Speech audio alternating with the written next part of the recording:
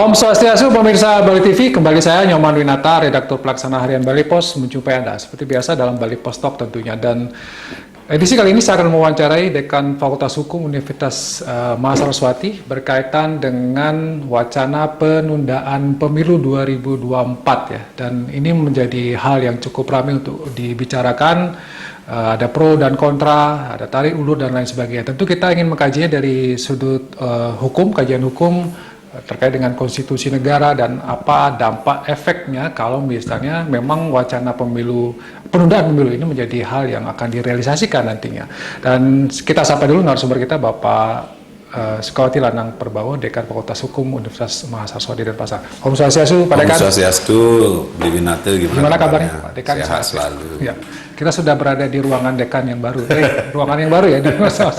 Kalau Anda datang ke kampus, gedungnya juga baru. Gedungnya baru ya.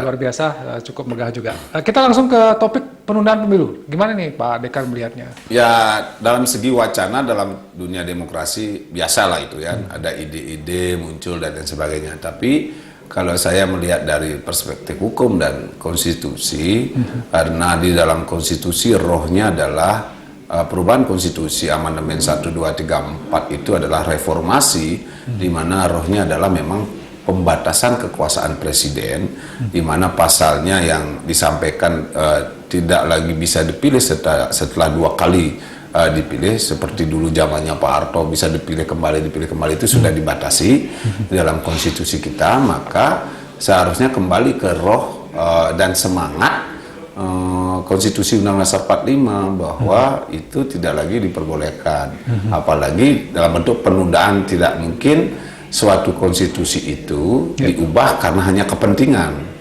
Konstitusi itu disepakati diubah bila ada hal-hal yang penting seperti tugas dan kelembagaan lembaga negara, kemudian bentuk pemerintahannya atau kekuasaan lembaga negara yang ada kaitannya check and balances dan sebagainya, termasuk perubahan konstitusi bila terdapat hak-hak warga negara, hak-hak masyarakat yang belum terakomodir. Nah, seperti itu. Bukan seperti ini karena kepentingan politik, dan tidak mungkin itu di konstitusi. Nah, kedua, kalau tidak mungkin di konstitusi karena sudah disahkannya undang-undang pemilu, maka hanya bisa diubah melalui undang-undang atau perpu. Ini ngomong konteks hukum perubahan kalau atau penundaan itu. Maka akan menjadi persoalan karena setahu saya baik pemerintah maupun DPR sudah, termasuk KPU terakhir kali yang saya amati dan baca di media, sudah menyepakati bahwa 14 Februari 2024 sudah ditentukan menjadi pemilu, baik itu pemilihan legislatif maupun presiden. Apa yang menjadi urgensi untuk melakukan penundaan itu jadi persoalan. Tapi yang terpenting dari hal itu adalah kita menganut sistem presidensil, di mana kalau namanya sistem presidensil itu, maka yang menjadi kekuasaan yang sangat kuat adalah presidennya. Ketika presiden mempunyai kekuasaan yang sangat kuat, di samping ada DPR dan legislatif dan yudikatif ya, tapi presidenlah yang menjadi kekuasaan yang kuat dalam menjalankan pemerintah.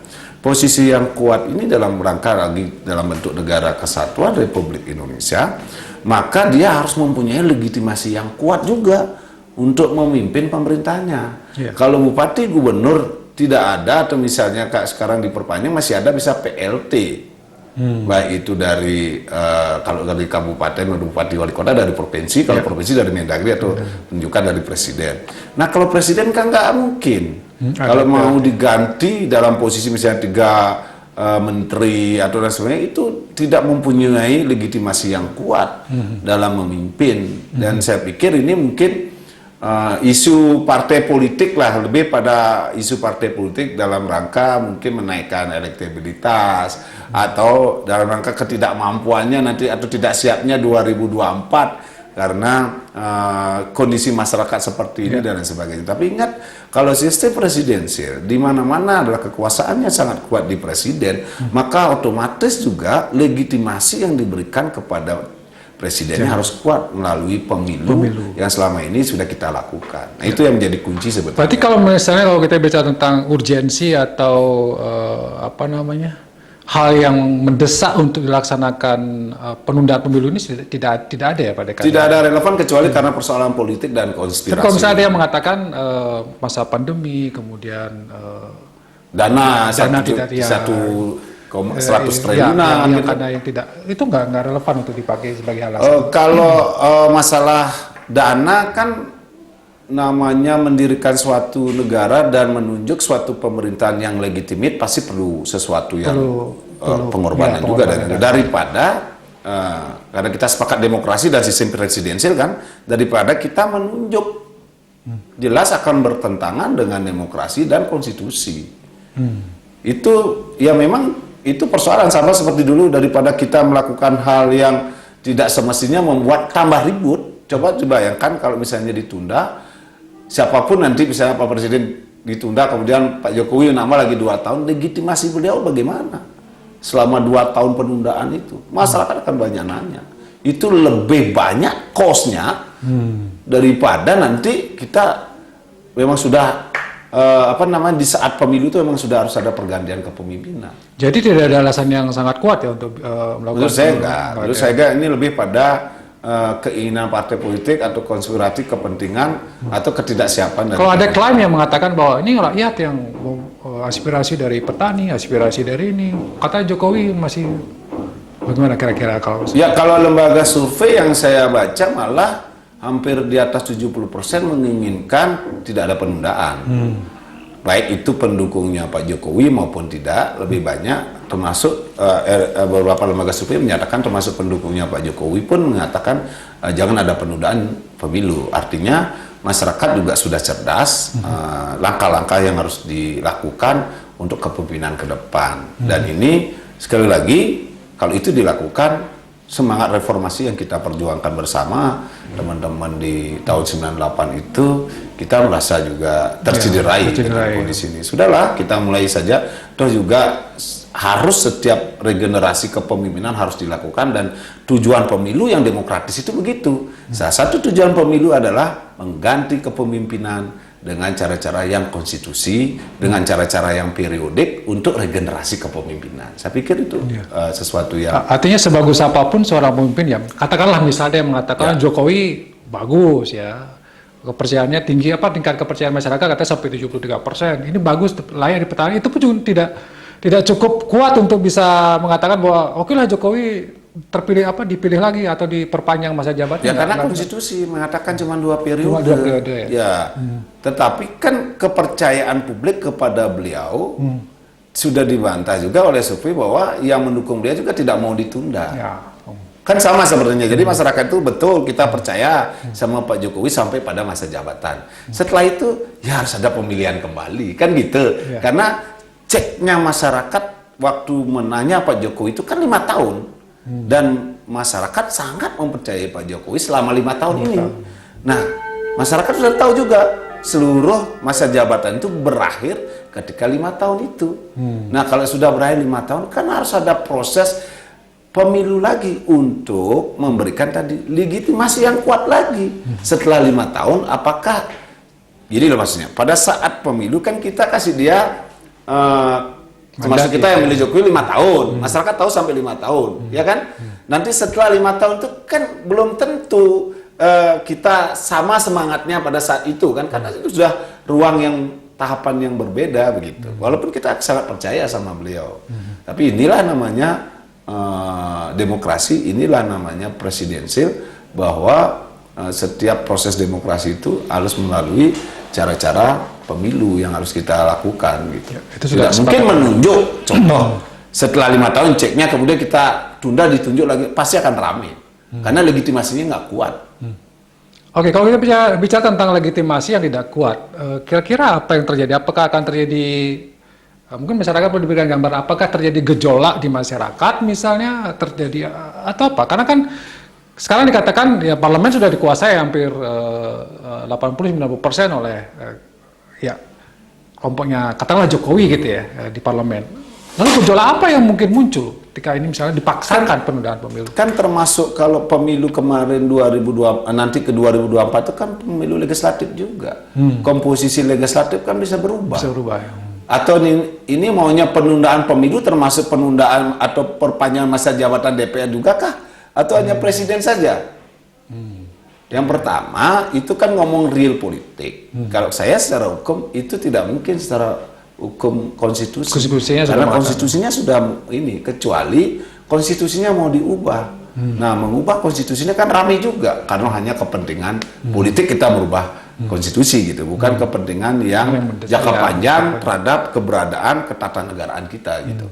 Jadi nggak mungkin ya untuk melakukan. Kalau konstitusi sangat tidak mungkin. Kalaupun disetujui oleh ini pasti masyarakat termasuk juga Kan ada perlawanan ya, ini akan mempertanyakan. Justru akan menjadi riskan kalau ini dipaksakan Ya, karena akan muncul. saya malah kembalikan, jangan-jangan ini jebakan Batman juga untuk bagi para pemimpin diberikan ruang seperti ini. Tapi saya yakin Jokowi lebih wise lah untuk.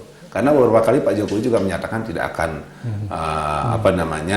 tidak akan melanggar konstitusi. Dan sampai sekarang konstitusinya kan belum berubah juga. Kalaupun nanti dirubah pasti ada akan perlawanan-perlawanan. Tidak mungkin juga MPR dalam hal ini yang ada DPR, DPD di dalamnya mau melakukan perubahan hanya untuk kepentingan itu kan. Jadi Dan saya yakin teman-teman di DPR, bapak-bapak di DPR, DPD pasti sudah mempertimbangkan hal-hal gejolak yang akan terjadi ketika arahnya mau ke situ.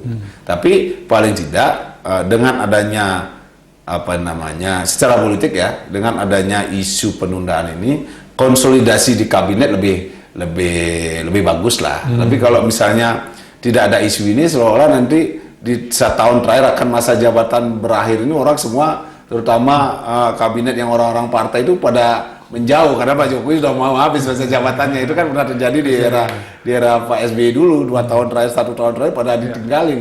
Dengan adanya isu ini paling tidak terkonsolidasi dengan baik lah kekuatan kabinet atau menteri di Jakarta. Oke, satu lagi ada alasan pembangunan ibu kota negara. Ini kan baru, nah, sehingga kalau misalnya ini nanti diganti presidennya akan merubah lagi kebijakan. Menurut Pak Dekan nggak cukup kuat juga ya alasan IKN sedang dibangun untuk tetap memperpanjang.